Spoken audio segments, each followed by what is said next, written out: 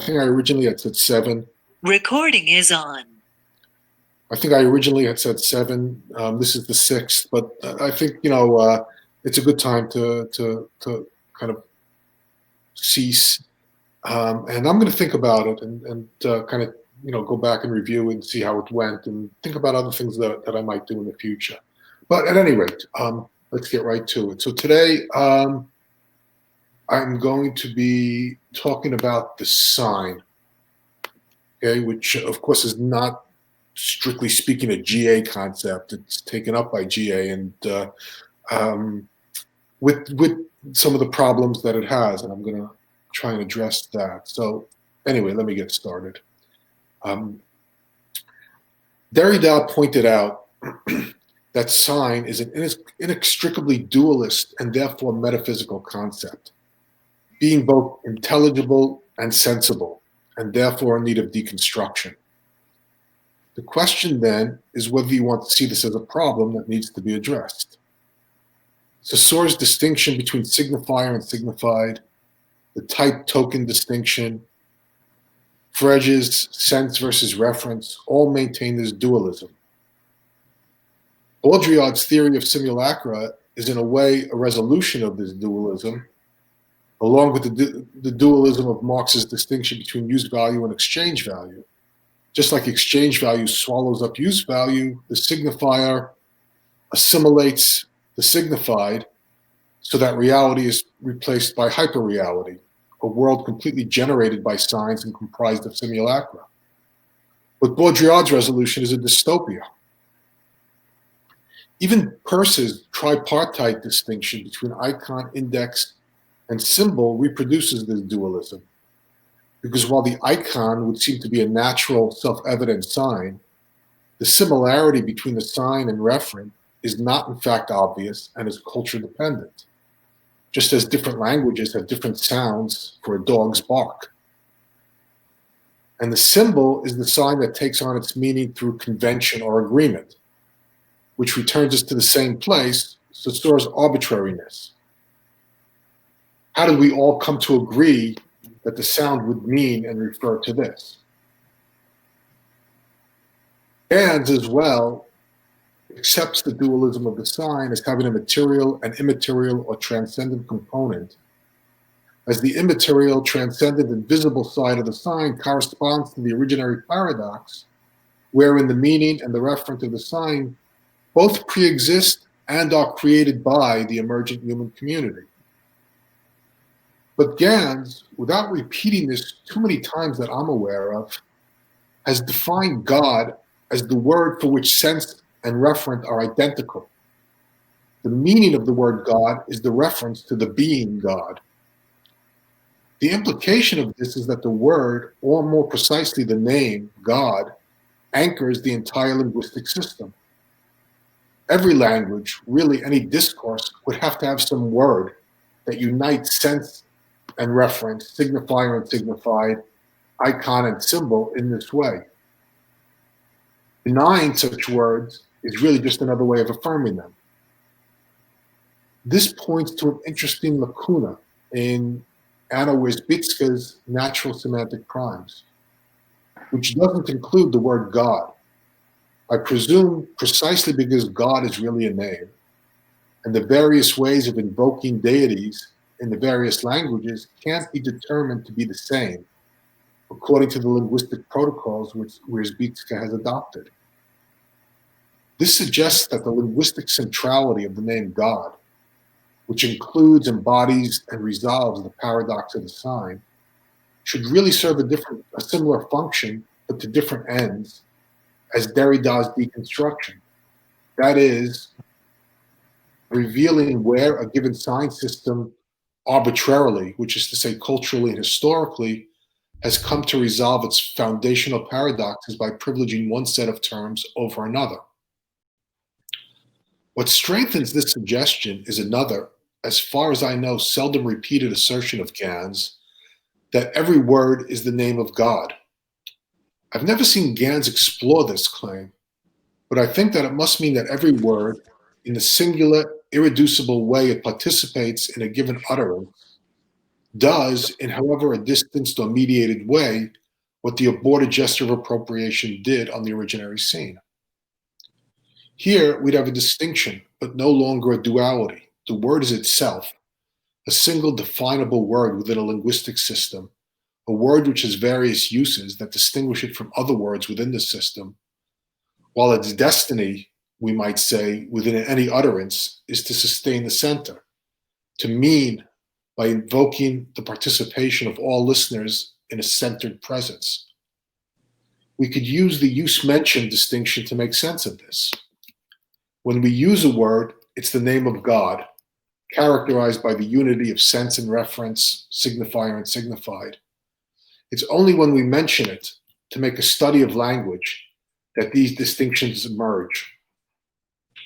That suggests that the dualities are artifacts of literacy. But as David Olson likes to insist, the constructions of literacy can only make explicit what is already implicit in language.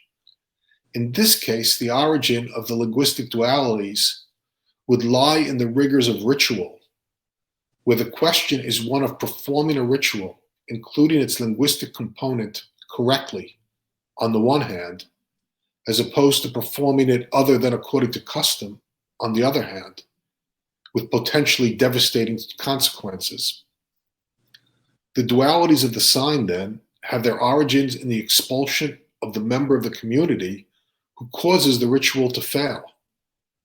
Any student with grammatical issues, accustomed to having his paper filled with menacing red ink, could, I think, be convinced that his little ostracism has such roots. This hypothetical retracing of the dualisms of modern linguistics and philosophy allows us to revisit the otherwise rather bland assertion that signs have their meaning as a result of social agreement. We already have the paradox here that the only way of arriving at such an agreement requires a pre-existing agreement. A paradox pointed out by Rousseau and then Claude Lévi-Strauss, leading to the logical, if equally paradoxical, conclusion that language must have emerged all at once. Ganz's originary hypothesis, of course, is the solution to this paradox. But in that case, it should also enable us to resolve the paradoxes in the word sign. One problem caused by the metaphysical dualism of sign is that it insufficiently distinguishes between human and animal and even non-organic communication or exchange of information. It's very easy, and it's the path of least resistance, especially in the wake of the cybernetic revolution, to treat the entire universe as a semiotic system, with human signification being qualitatively no different than, say, the exchange of pheromones that initiates the mating sequence of a pair of insects. Peirce's indexical sign reaches back into the non-human in this way, and it would be possible to analyze the iconic and symbolic as more complex articulations of indexical signs. This would make it much easier to handle and to justify handling humans in any great reset one has in mind. For example, great projects of carbon minimization and extraction, or of social control and immunology. The only argument against this, aside from reactive invocations of some threatened human essence, would be to show that human sign use is irreducible to the universe conceived as vast flows of information. If the supposedly transcendent dimension of the sign could be shown to be explicable and, more importantly, predictable on a completely indexical model, the traditional defense of the singularity of the human collapses. I think a better framing of signification can start from one of Wierzbicki's primes, the word same. When we speak about the meaning or sense of a word, what we are saying is that it is the same word in its different uses. This sameness is verified or affirmed or authenticated, along with each use. This is the name of God implicit in every utterance.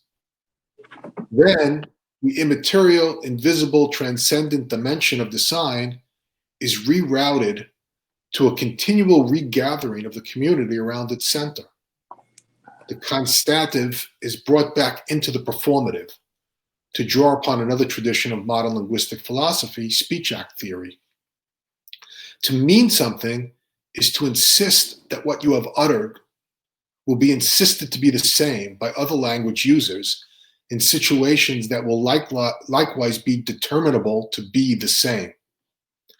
But the same what? To say the same sign or word is to land us back in the same dilemmas. Since the sameness is always constructed, selected, taken as much as given, we can take an absolutely indispensable concept from modern scientific thought and say the same sample. Taking and treating samples might be seen as a reductive procedure. This living animal with its entire species being, its meaning within human communities, evolutionary history, and so on, is to be treated as a cluster of cells which we wish to observe under controlled conditions to answer specific questions. But this practice is true of all language use.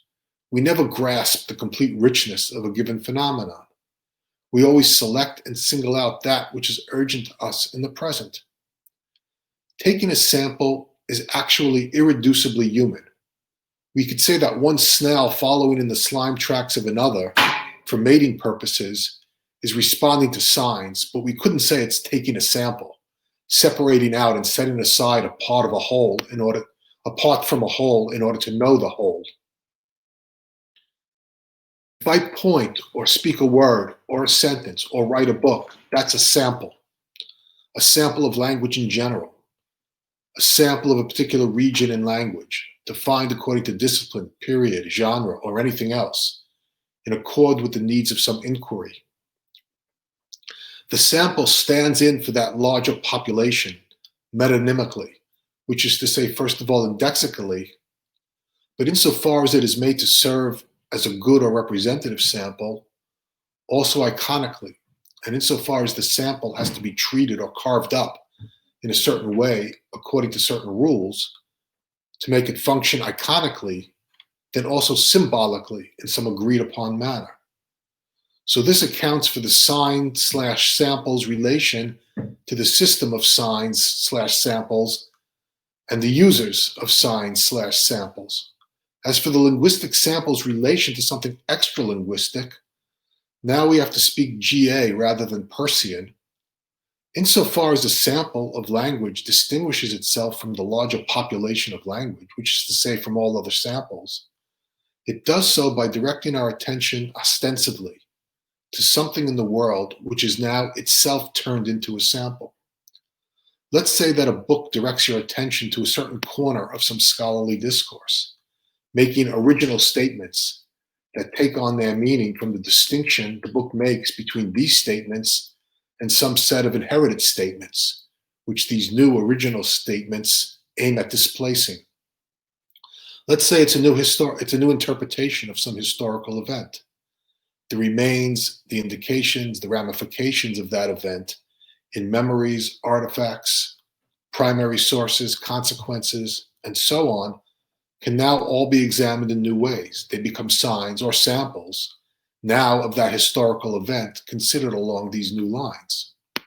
Let's take a more familiar example of a sample, something you would look at through a biologist's, chemist's, medical practitioner's, etc. microscope, something that has been set up, prepared, treated in specific ways so as to make something visible.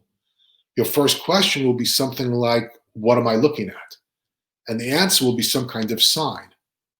Something like that dark circular mass moving slightly on the top left side.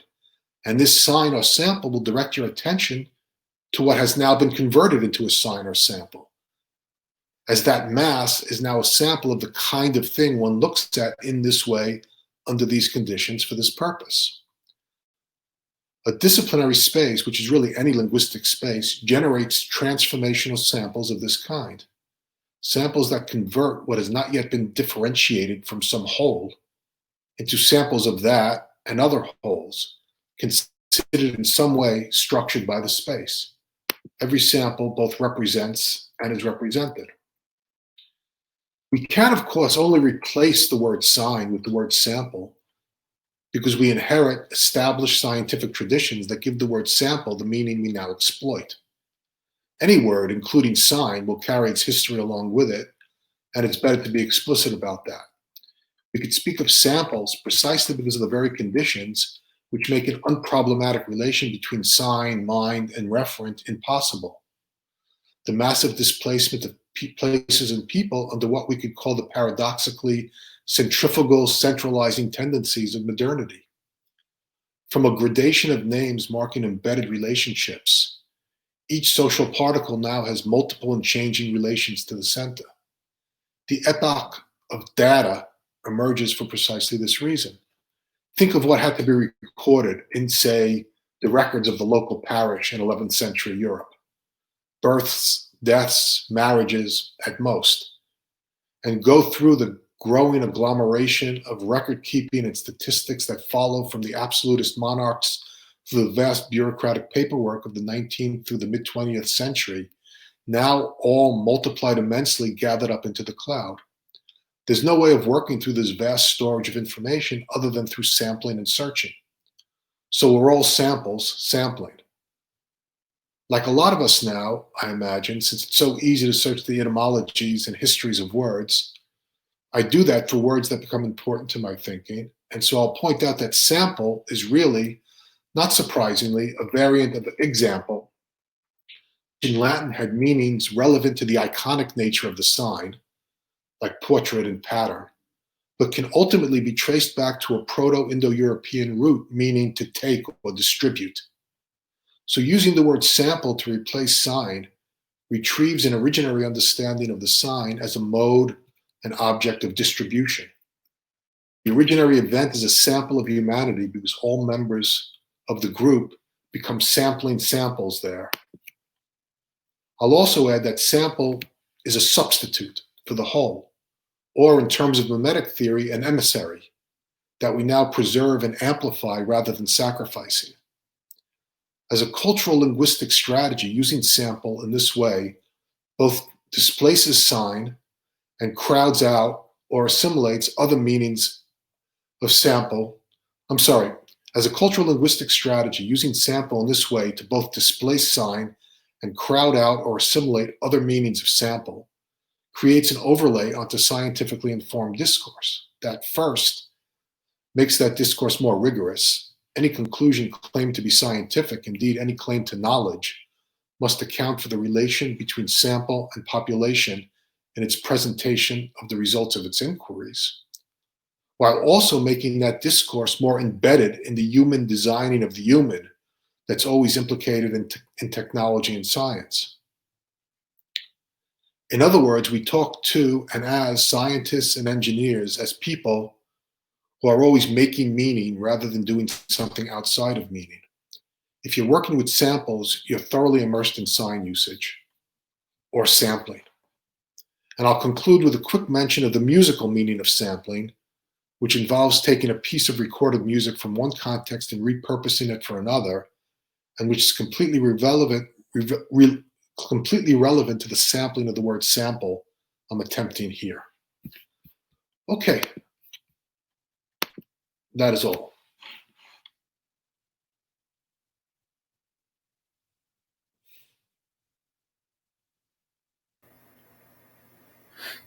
Tough to get a handle on that one, I'm guessing.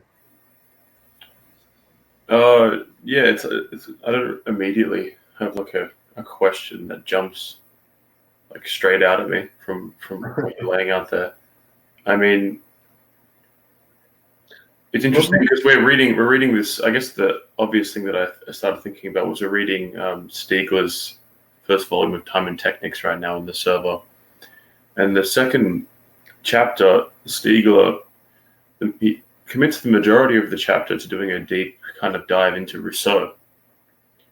And it's a very interesting reading of Rousseau, actually. I mean, I always thought, I don't want to read Rousseau because, Rousseau's a fucking liberal or whatever, and I'm just going to get triggered by reading it, and what's the point? And I've read Nietzsche's criticism of Rousseau and Gans' criticism of Rousseau and Derrida. I've read so many people criticize Rousseau that I'm sick of hearing about Rousseau. But Stiegler read Rousseau in a very interesting way because it was a criticism, but in a certain way it was trying to really kind of, it was a creative way of trying to communicate the mentality behind Rousseau's thought, and also focusing on areas that other people don't focus on so much, except maybe Gans that I've seen. So he starts out by talking about, he goes back to Plato, and I'm trying to remember the aporia of, I think, Meno, I think it is, where Meno says to Socrates, well, there's no point inquiring after knowledge because either we know what we're looking for when we pursue knowledge, in which case we already know what it is, and so what's the point of getting into a big song and dance about it, or we don't know what we're looking for, and so there's no point trying to reason about it, and so either way reason's pointless, basically. And so Socrates has to respond to that, and Stiegler's contention is that basically Socrates' response is the kind of proto-transcendental argument, basically.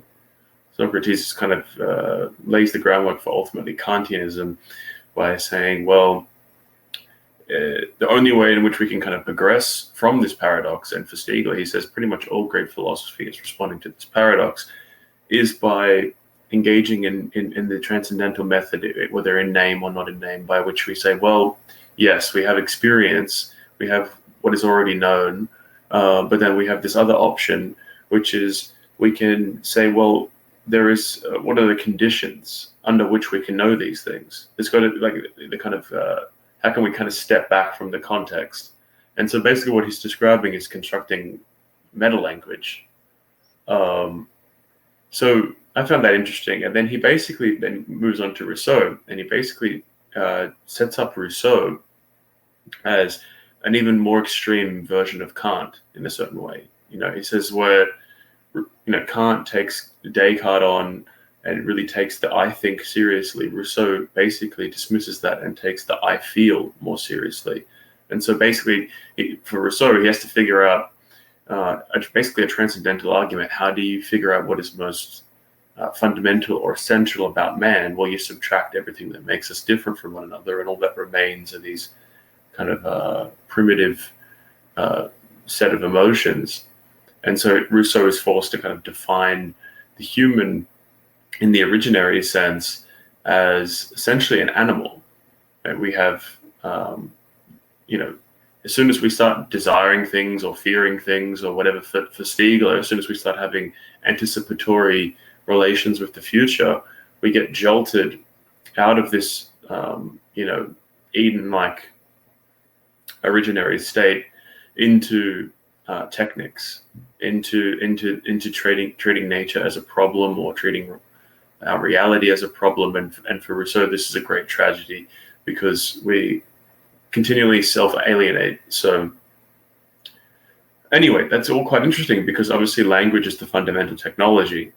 And Gans is kind of describing in the originary scene how the kind of basically this kind of initial temporality emerges, how the animal is transcended by a desire, which is also an anxiety, that kind of introduces a futurity, a kind of anticipatory futurity into consciousness, essentially, and then that becomes mediated by the sign. And so the sign is the initial technology which deals with this new temporal dimension of anxiety and desire that then constantly basically elaborates itself from there in the trajectory that humanity takes from then onwards. But you mentioned, Rousseau's paradox idea that, well, you can't imagine a language being created without a society, or a society being created without a language, and so you're in this kind of with chicken and egg scenario that Gans offers a solution to. And this idea of taking a sample that you're arising. I mean, I guess my point is, in trying to critique, I guess you could say, you brought up a criticism of, I guess you could say, reductionism or reification is probably a better term. Basically critiquing the instrument itself, the kind of reification of the instrument itself, rather than recognizing what's the fundamental context behind it is this kind of temporality of anxiety and desire that's constantly pushing us into employing language. And like, so there's this kind of scene that underlies the ostensive that often gets kind of glossed over in, I don't know, discourse on artificial intelligence or economics or what have you. So I guess this idea of like what an originary sample is, then, to use your terminology, because Stiegler's view is that he's kind of saying, well, basically Rousseau's view is that once we start getting into this process of continuously creating the prosthesis or creating prostheses, and languages are kind of a prosthesis in a certain sense. It's constantly trying to mediate our reality or mediate nature through language, but techniques in general. The more we then self-alienate ourselves, because the more we create modes of mediation, the more we become reliant upon those modes of mediation, and so we just get further and further and further away from some kind of harmonious natural origin. And obviously this natural origin that Rousseau's talking about is ahistorical and kind of ridiculous. But he seems to be getting at a legitimate paradox, and this seems to be feeding into why has this reified meta language become so morally convincing in modernity? Why is it now the driving culture in so many ways? Which is, I guess, this lack of desire or this lack of willingness to actually confront what is this fundamental temporality that we've created this whole appendage of language to deal with, which is things like mortality and all these fundamental desires and anxieties fundamental to the human, these fundamental moral questions we don't want to actually face, or aspects of existence we don't want to face, and weaknesses ultimately in the modern constitution. So I'm just curious as to, like, how do you propose narrating this to, you have a scientific establishment in which not only is basically every problem to be solved by this kind of techno-estecology of, well, the environment's ruined if we don't keep innovating, and all these different problems are basically just going to destroy humanity if we don't move into these new technologically mediated paradigms, which would be increasingly technocratic. How do you, I guess, respond to that when the reality is that basically in modern industrial society, so many systems and so many individuals are kind of caught up in this kind of mutual reliance upon the mediation of this technocratic order. But there isn't really much capacity for independence. So, like, I was having an argument with Richard Spencer and a bunch of white nationalists online yesterday, because I was advocating for supporting Trumpianism, and they've all decided that that's a terrible idea because there's no authentic politics possible. As soon as you enter into any kind of discourse with the populist right, you become co-opted and you just end up supporting establishment politics. But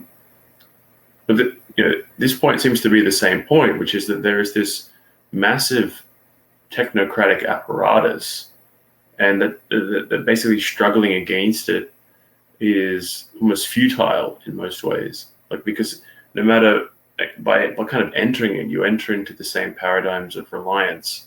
And you see this with politics all the time. There's all these geopolitical and economic paradigms that as soon as you kind of enter into sovereignty, you have to ultimately respect all these logics, and you have these legions of experts that come and tell you what you're supposed to think and what you're supposed to do, and freak out if you diverge from their perspectives. This seems to be, this, I think, like this massive moral crisis in a certain sense of how do, as you were saying, how does any kind of human singularity really be asserted in response to the fact that not only have we kind of engaged in this delusion of reification or what have you, but that we need reification, or maybe I'm using we in this general sense. Like, so many are reliant upon these reified forms. Like, they've staked their livelihoods, and we saw this with COVID, where these lockdowns are actually ridiculously popular. You know, like, all of these people's freedoms are being taken away from them, and they're cheering it. Like, all these, there's data that shows all these different politicians all throughout Europe that have been pro-lockdown, how their popularity has skyrocketed, where they were actually tracking quite poorly. Like, I think, I can't remember all the individual politicians' names, but there was just all these spikes. And so it seems like people love that there's so much, adoration for the perpetration of this status quo stasis. So let me kind of start with let me approach it this way. Let's say you start with this idea that the technocratic idea that the social order needs to be organized along scientific lines. And if you start by saying this, then the first thing that you notice is that it's not really the case right now. And if that's your way of thinking about things, that we need to bring all of reality within the control of some broad or whatever hypothesis and verification testing method that issues in technology that's constantly being tested and so on, well, the world looks like a mess from that standpoint. And that's kind of your politics then, to sort of clean up this mess and bring everything within whatever immunological standards and technological standards and so on. But then if you ask someone who wants to go about that, well, okay, so it's not that way for some reason, presumably. And the reason always turns out to be kind of human beings who kind of aren't with the program.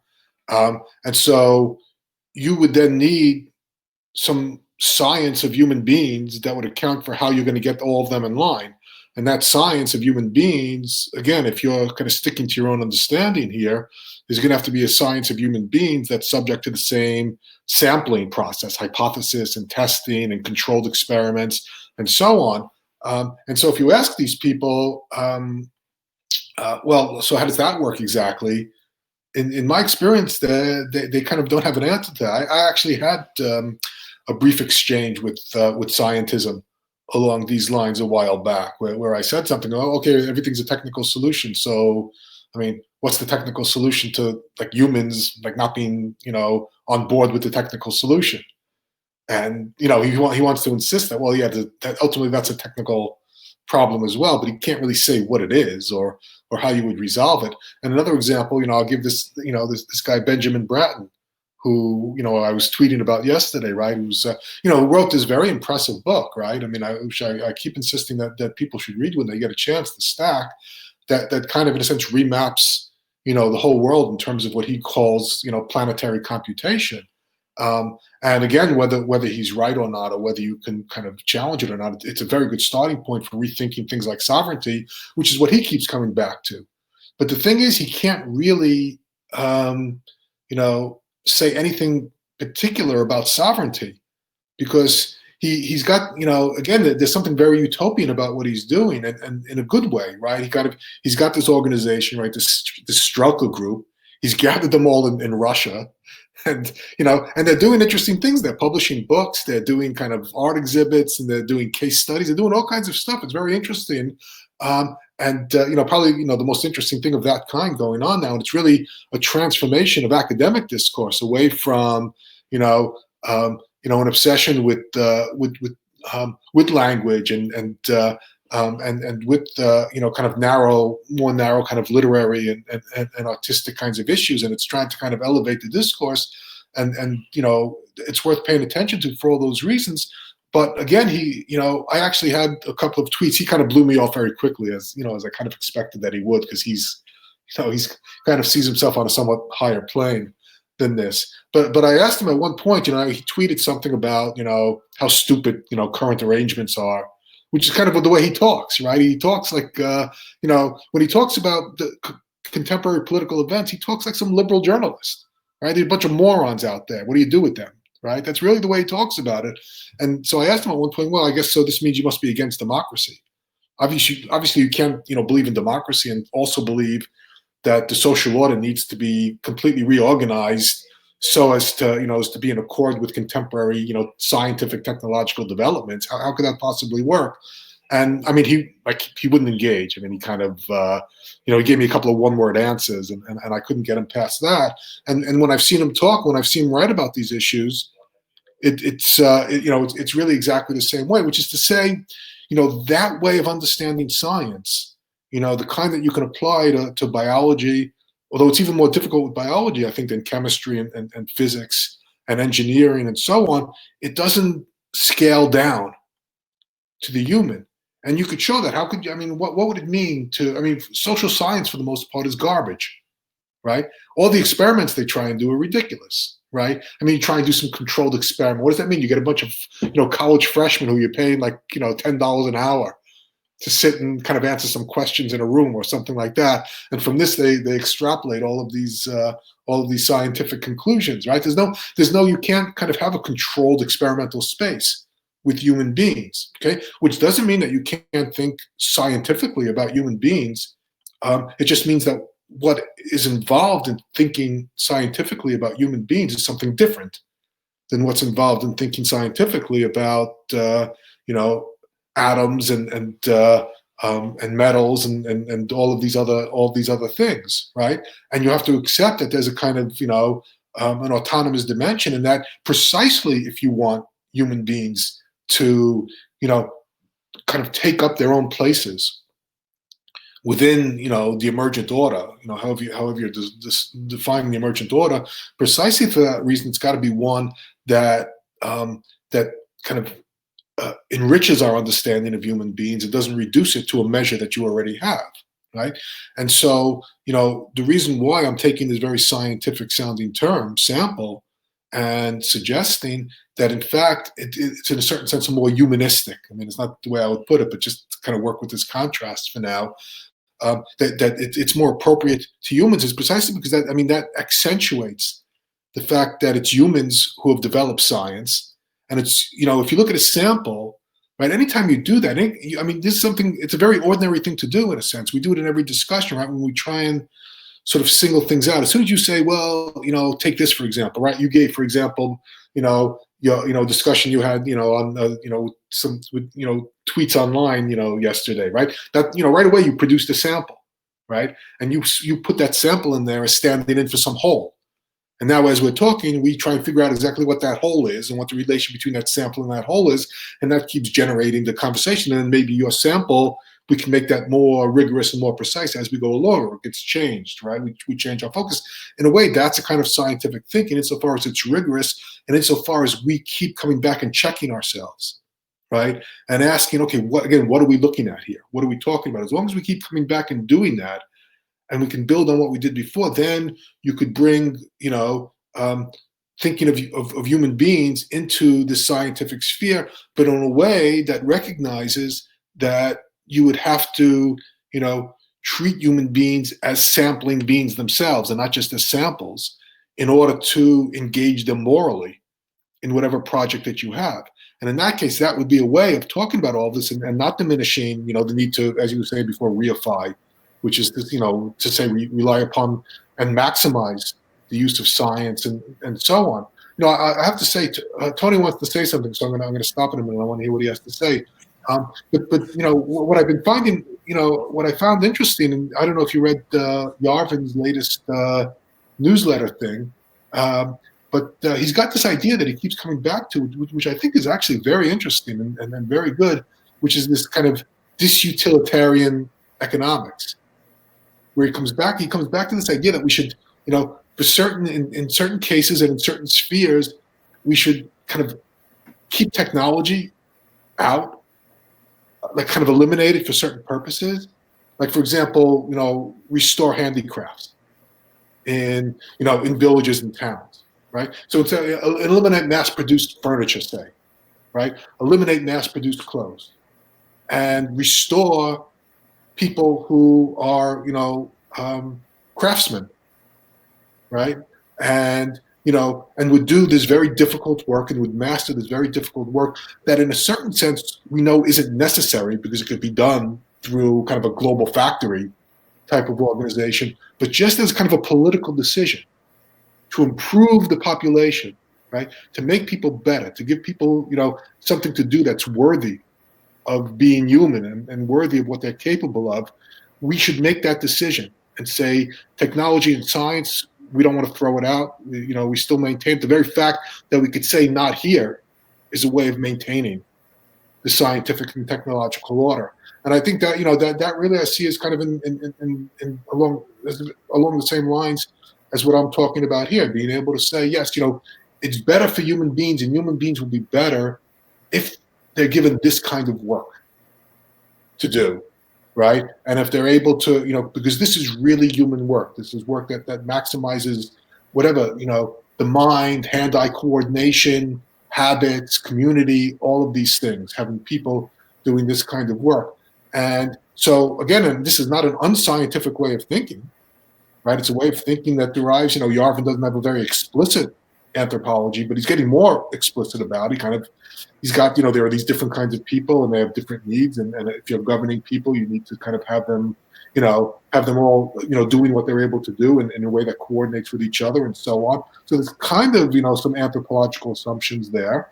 And that's scientific as well, saying that we should stop science so that humans can become more human in these specific ways. I mean, in a sense, that's just as scientific as, and even more scientific than some sociological, demographic study that shows that, this this characteristic corresponds to this characteristic in 87% of the time or whatever. This is, in a way, it's a much more scientific thinking about humans. But anyway, Tony, what were you going to say?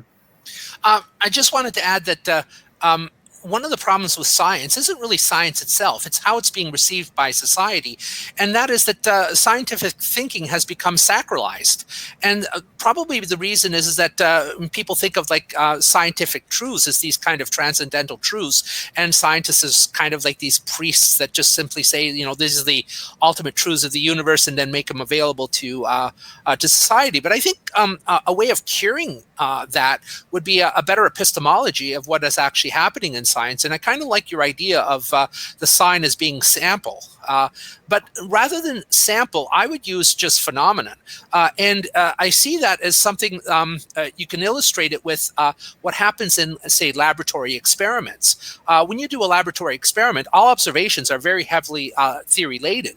I mean, even a freshman physics lab, you don't walk into that physics lab and just do some, conservation momentum, and then at the same time worry about what the phase of the moon is, because you don't have any theory that says that the phase of the moon is going to affect the outcomes of that experiment. So all observations are these theory-laden. Are theory-laden, and the sign actually focuses your attention on those elements of the experiment that you're supposed to pay attention to, at the exclusion of other things that you're not to pay attention to.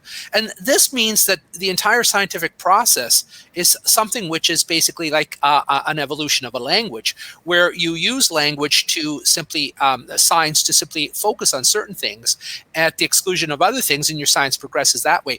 These are not transcendental truths that are simply available. It's something to be sacralized. Rather, what they are is they're simply a kind of a pragmatic practice that science is engaged in all the time. And I don't know what more to add to that, except that it's I think what I get out of GA and what you've been saying is that the entire scientific process is one in which is linguistically bound, but also arises out of a mundane practice.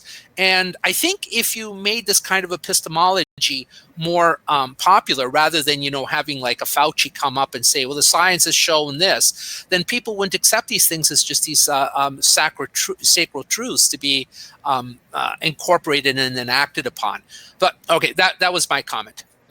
Okay. Well, yeah, I mean, anyone who comes out and says, science says or scientists say is doing fake science, right? I mean, obviously, science is always, kind of a set of discussions and hypotheses that yet to be conclusively determined and tested and so on. I'll just say really quickly, the reason why I would say sample is that it brings out very explicitly the fact that something is being selected from something else here, right? That deliberate choice and kind of boundary construction is there in the word sample in a way that it's not in the word phenomenon. But otherwise, yes, I mean, part of the point is what scientists are doing is what everyone is doing. They're using language in particular ways. They're sampling, we're sampling. They're doing it again, yeah, right, within, in specific discourses for specific purposes. And some of those purposes are obviously very valuable and very worthy and should be, supported and endorsed, but they're not qualitatively something other than what everybody else who's kind of engaging in language in different ways is doing. Well, if I could jump in here, to take it back a little bit to what you were saying before, Anthony. The problem that I see that's larger, I guess, in my mind, perhaps as a moral issue at the very least, is not so much the moral problem of, okay, so we want to have this technocracy, but we don't understand exactly how to deal with, fitting people into this technological vision. As you were describing, I can't remember the person's name, the Strelka guy, and being like tacitly against democracy. You see this in like, the Color Revolution book. I forgot the guy's name. Eisen wrote, where it's like, oh, so this country is, unfortunately, they've had an election and they've voted against democracy. And so now we've got to come and help them return back to democracy before it's too late. Maybe they might win another election democratically that would take them even further away from democracy. So obviously democracy doesn't mean jack shit, really. But but that's a side issue. The main thing I'm trying to say is that what concerns me more is that people love technocracy. That's what really concerns me. Not that the people who want to have technocracy love the kind of the technocrats like don't know how to deal with people not fitting in, but maybe the people are fitting in too well when they shouldn't be is perhaps even a larger issue. So like you look at the global warming thing or the COVID thing, there's this invisible process essentially in your day-to-day life, whether you're talking about COVID or global warming. There's no, like, if no one told you about it, you would never realize it was a thing. It would just totally not register as even being having a name. You know what I mean? Oh, that person's a bit sick, or it's a bit warm outside. That's it. There's no link to us except through mass media and this technological system. But yet people get so emotionally invested in the process, and I think it's because. The point that was made, I think, by Gill, that was referenced in the Stiegler book, is this idea that what industrialization has done is we now inhabit a technological system which is highly interconnected. And so you can't really just take one piece of the system out because similar to like Veblen's arguments about industry, like every single piece of the technological system bears all these different relations to other pieces of the technological system that like feed into it and that make it possible. So like if you don't have a whole bunch of systems in society working, none of the other systems can work. And so this is kind of been made clear by this COVID thing. Oh, okay, well, if the hospital system was to collapse, it would have all of these systemic failures. And so we have to basically do a controlled systemic failure to prevent an uncontrolled systemic failure. And now we're starting to like engage on this kind of systemic anxiety and basically people are kind of buying into, oh, the entire global system could collapse if global warming gets out of hand or whatever other issue people want to talk about. And so everything is system wide. Even if you look at like racism, it's all to do with statistics and this percentage of transsexuals kill themselves and this is a problem for this reason. Everything is understood in terms of this, how the entire system fits together, rather than any kind of imminent relation to how I live my life and how I experience it on a day-to-day basis, derive any kind of common sense from. And so I find this concerning because, as I was saying before, people are so reliant upon this wider technological system, and people's sociality is entirely mediated through online spaces almost at this point. People are so reliant upon so many different economic processes, all kind of converging, that they have no participation in. There's no localization. Like, I'm saying about the localizing handicrafts. I think it'd be good to localize food production, as well. Like we thinks about that also. Sure, yeah, we should have community gardens and things like this, rather than having this like mass-produced frankenfood rubbish that's like genetically modified and covered in pesticides or whatever. But there's like, that's all well and good, and people can say this sentimentally, but I just don't see where the organization comes from for this, because it seems like the drive in the political is all of these mass anxieties, these anxieties that are completely alienated from anything imminent to our personal Well, experience. obviously, if we're talking about this stuff, we're talking about the possibility of some counter drive to all of this, right? And a way of getting at that is to point out that, an articulated system in which all the parts kind of, feed into each other, they're all interoperable with each other. So if one goes down, the other goes down. Still, doesn't solve the question of what exactly makes a system resilient, right?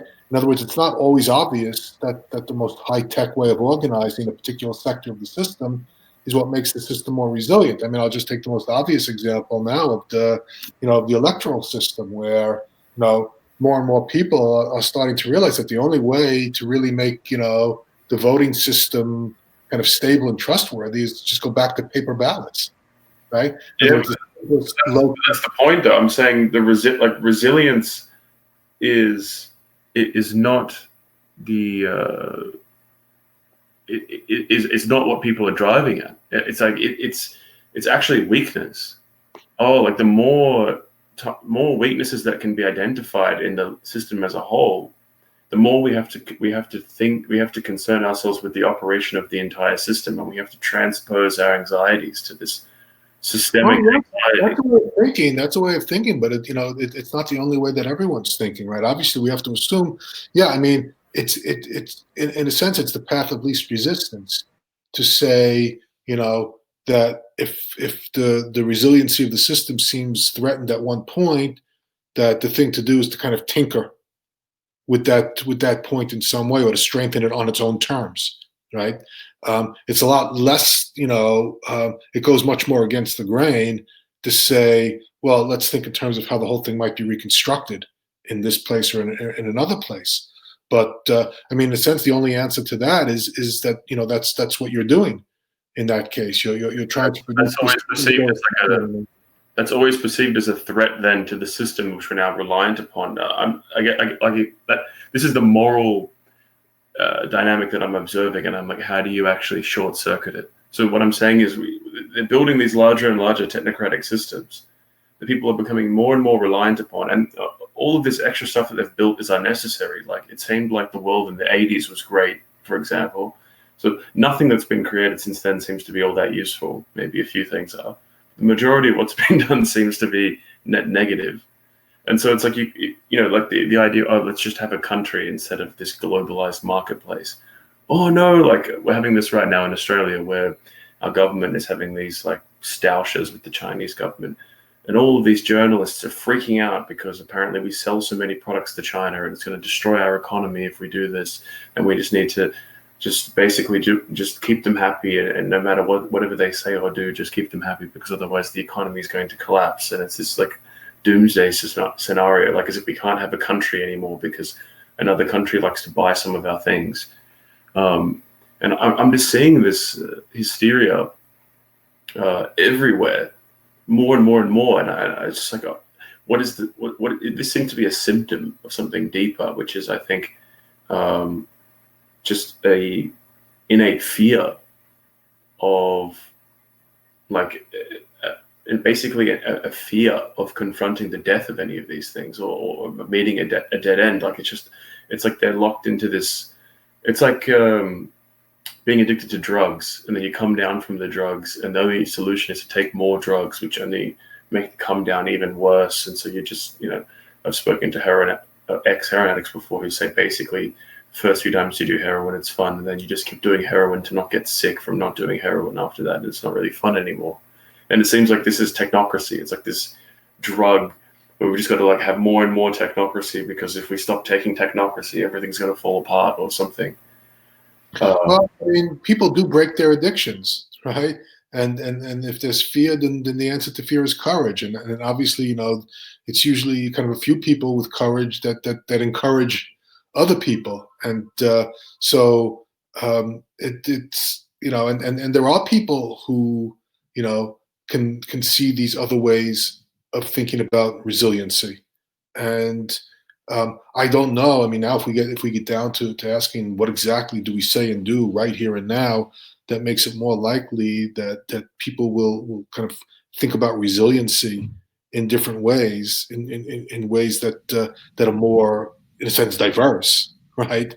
And that don't reduce everything to the already existing terms of the techno system. How exactly do we do that? Well, that itself is kind of a trial and error type of thing, and it involves talking, it involves writing, it involves at some point creating institutions and organizations that that sample out certain approaches and so on. And in this context, it's hard to get more specific than that, except to say that the very fact that you could notice these things means that other people can notice them as well, and so that's your starting point. One, if I may jump in, Joel, one approach that's been taken in the United States is by the Amish. Now, this is speaking back to an earlier time, but they basically carved out a little portion of their world in which they, established themselves with whatever technology they thought was acceptable, and then rejected any other technology, in very much the way that Peter Yarvin suggested. And I'm wondering if that's not a possibility going forward, where you can create various sectors of society that may want to step back from this and break the addiction. I've thought about things like the Ottoman Empire used to have this system called millets, which were basically religious groups, and they had their own kind of internal organizations, and then had a very loose connection to the centralized federal government. And they were able to function quite independently on their own, in much the same way that the Amish do today. I don't know if this is a way forward, but the question of breaking that strong interdependence and the fear of breaking from that strong interdependence that Joel talked about is something that I can definitely see here in the U.S. And I don't know what might be the way forward, but that might be an approach, like something along those. But there's a few aspects to this. One is that interdependence has great power incentives, right? Because Bickler and Itzen talk about how capitalism functions by sabotage, but I think it functions dualistically by sabotage and dependency, because ultimately what is a monopoly but like the ultimate form of dependency, right? In a certain sense. So you want others to be dependent upon you because that gives you leverage in the most basic sense. And so you have these incentives that are in play to kind of push the system, the technological and political system, into directions where you can create certain dependencies upon your faction. And this is ultimately how most political, like even if you look at like the labor movement, like what is a strike? It's like, okay, well, if we all just organized and stopped working, you're dependent upon us, and so we can then force you to negotiate with us in a better way. And so this kind of process of leveraging just seems to kind of tend towards centralization. So you have that process. I don't think being in like an Amish is a solution, because obviously there is certain there's a difference between technocracy and technology. I think we need technology for competitive reasons, particularly when it comes to things like weapons. innovations in communication and cultural transmission and so forth. You need to be able to be competitive in these ways because you don't want to leave these spaces like open to your enemies. But I think it's about like selecting them in the correct way. But I think the deeper point perhaps is like basically this is what concerns me is ultimately that okay, what is technology? It's organization, right? And so